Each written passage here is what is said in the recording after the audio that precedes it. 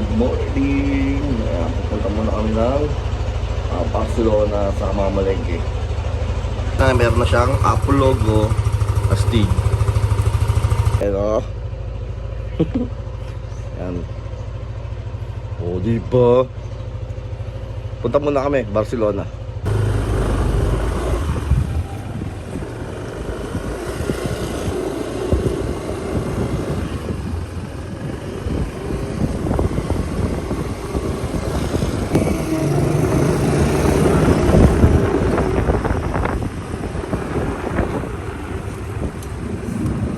Magluluto na siya ng adobong pusit. So, adobong pusit yung napagpasyahan na lutuin. So, dapat magpipilito daw siya ng manok eh. Di mo ha? Narinig pa yung boses na gano'n.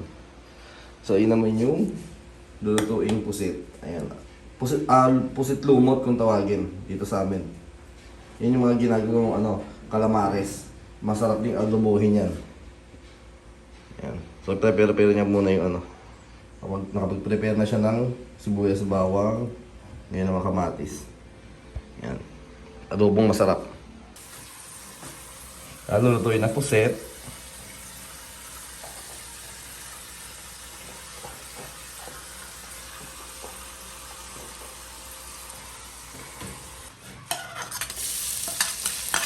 Kasalang pala ng bawang, mabango na.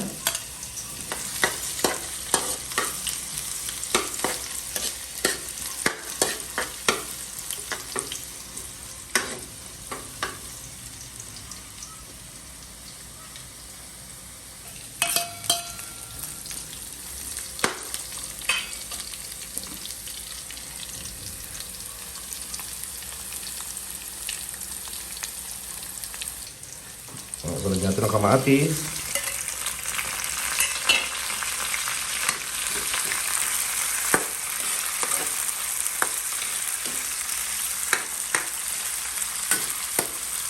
Ito pa yung pinamili namin. Bukas naman ito ulam. May tayo bukas pala toge.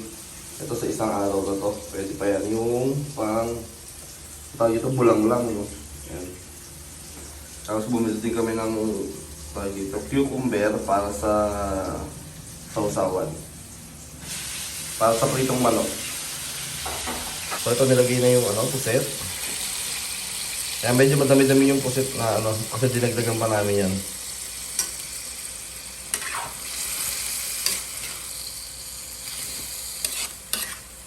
Ay kadalasan pag nag-aadobo kami dito, naglalagay kami ng sotanghon. Pero ito ibang version. O, diba?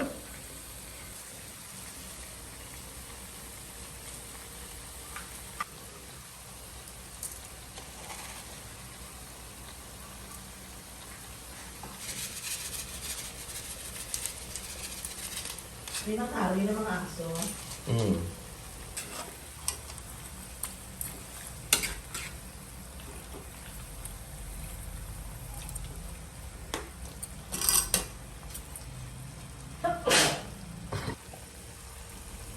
So yan, siling green, saka luya.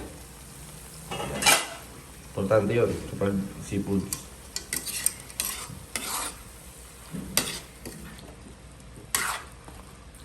Kaya yun palang mabango na. So ibang klaseng luto to. Kasi kung hindi ito yung version na adobo na talaga napakaitim kasi wala nang tinta to. Ayan. So kung gusto nyo talaga magluto ng gano'n, yung maliliit na puset, masarap. Pero syempre masarap din to.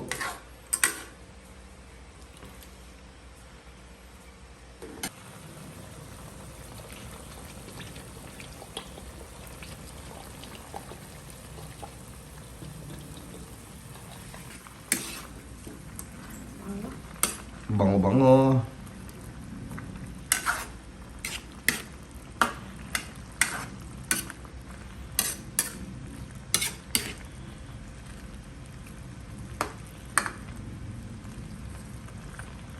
Ito na adobo.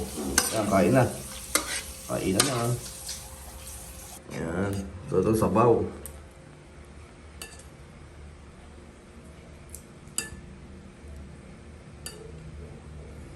So, nasama. Tikman mo yung luto mo. Sarap.